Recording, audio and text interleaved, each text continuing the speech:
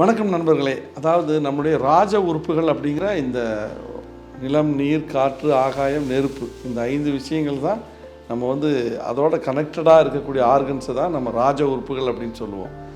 Correct தானே? So நிலம் அப்படிங்கிறது நம்முடைய வயிறு, இரைப்பை, மண்ணீரல், இதெல்லாம் குறிக்கக்கூடிய விஷயங்கள். இதில் பொதுவாக பார்த்திங்கன்னா எப்போவுமே டைஜஸ்டிவாக, அதே மாதிரி செரிமானம், இதெல்லாம் சார்ந்த ஒரு விஷயங்கள் தான் இதை குறிக்குது.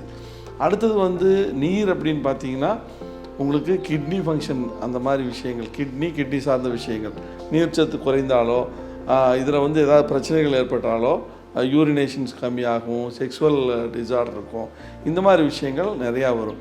அதே மாதிரி காற்று அப்படிங்கிறது நுரையீரல் அப்படிங்கிறது தான் நமக்கு ரொம்ப ரொம்ப முக்கியமான ஒரு விஷயம். நம்முடைய கேட்வே, நம்மளோட முகத்திலிருந்து, அதாவது மூக்கிலிருந்து ஒரு காற்றை இழுத்து நுரையீரல் மூலமாக அதை சுவாசித்து நம்ம நல்ல காற்றை, ஆக்சிஜனை எடுத்துக்கிறோம். அதை செய்யக்கூடிய மிகப்பெரிய ஒரு ஆர்கன் நுரையீரல். ஸோ நுரையீரல் இன்ஃபெக்ஷன் ஆகாமல் எப்பவுமே ரொம்ப பார்த்துக்கிறது ரொம்ப ரொம்ப நல்ல விஷயம். இது காற்று, அதுக்காக நம்ம சொல்லக்கூடிய ஒரு விஷயம். நெருப்பு அப்படிங்கிறது பார்த்திங்கன்னா இருதயம், ஹார்ட், அது ரொம்ப ரொம்ப முக்கியமான விஷயம். அது சூடான ஒரு பொருளாக தான் இருக்கும். எப்போவுமே ஹார்ட்டு நல்லா ஃபங்க்ஷனல் ஆக்டிவிட்டி வச்சிட்டிங்கன்னா உங்களுக்கு அதுதான் ரத்தோட்டத்தை எல்லா இடத்துலையுமே அனுப்பி மறுபடியும் அதை பியூரிஃபை பண்ணி மறுபடியும் இழுத்து அந்த ஃபங்க்ஷன் ஆக்டிவிட்டி ஹார்ட்டு தான் நம்முடைய ஒரு என்ஜின் மாதிரி ரொம்ப முக்கியமான ஒரு விஷயம். ஸோ நெருப்புக்கு நம்ம ஹார்ட்டை தான் குறிக்கிறோம். ஸோ ஹார்ட்டில் ஏதாவது பிரச்சனை அப்படிங்கிறது, பிளாக் உண்டாகிறது, அதே சமயம் நெஞ்சு வலி வர்றது, அதில் ஏதாவது ரத்தோட்டம் தடைபடுறது போன்ற நிறைய விஷயங்கள்னால கார்டியாக் அரெஸ்ட் போன்ற விஷயங்கள் கூட நடக்கும். ஸோ இருதய பாதுகாப்பு அப்படிங்கிறது ரொம்ப ரொம்ப முக்கியம். ஆகாயம் அப்படிங்கிறது லிவர்.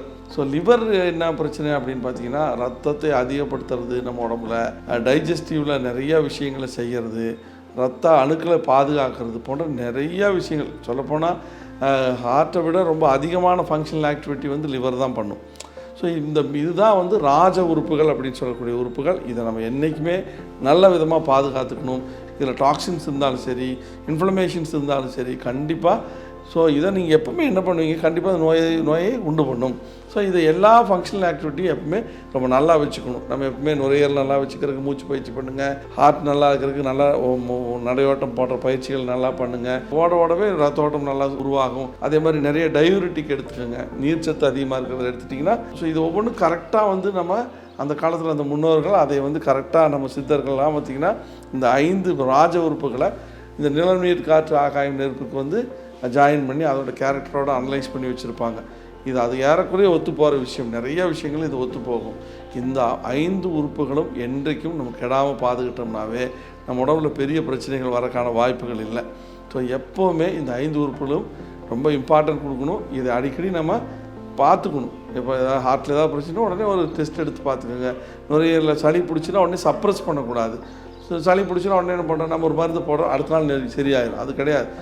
நிறைய பேர் சொல்லக்கூடிய ஒரு விஷயம் என்னென்னா, நான் சளி பிடிச்சிங்க மருந்து போட்டேன் அப்படியே நின்றுச்சு அப்படின்னு. உங்கள் மருந்து எடுத்தால் நிறையா வெளியே வருது அப்படிம்பாங்க. ஸோ வெளியே வரணும், சளி வெளியே வந்தால் தான் சரியாகும். ஸோ எதுவுமே இந்த மெத்தட் ஆஃப் சப்ரஷன் அப்படிங்கிறது உள்ளமுக்கிறது, நோயை உள்ளமுக்கிறது. மெத்தட் ஆஃப் க்யூரேட்டிவ் அப்படிங்கிறது நோயை வெளியே எடுத்து சரி பண்ணுறது. ஸோ இந்த 5 உறுப்புகளிலும் என்றைக்குமே நீங்கள் கவனமாக இருங்க. நன்றி, வணக்கம். அனைத்து தீராத நோய்களுக்கும் சரண்ஸ் ஹாஸ்பிட்டல்ஸ்.